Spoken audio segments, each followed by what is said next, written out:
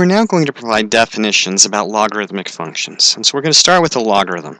And a logarithm is defined as the inverse of an exponential. In other words, instead of raising a number to a power, we figure out what power we raised a number to get a result. So we always return powers when we're talking about logarithms. And a logarithmic function is a function that does just that. It takes an input and calculates the power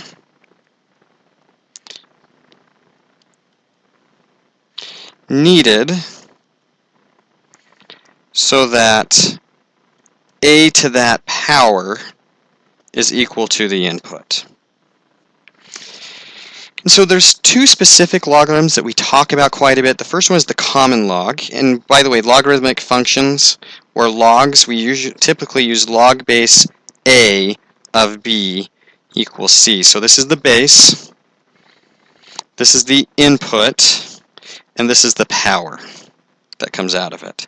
So the common log is simply one of these, but we simply write it log, and if you see an log without an a, that just means the same thing as log base 10. And the natural log, ln, that uses the natural exponential base, which is e, Euler's number.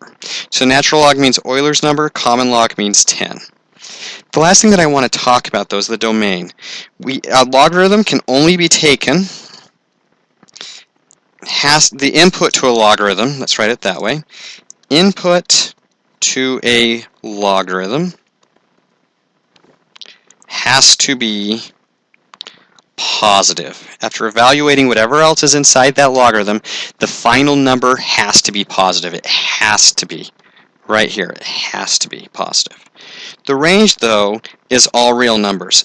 Any power works, but we can only take a logarithm of a positive number, and then we could get a positive or a negative out of that.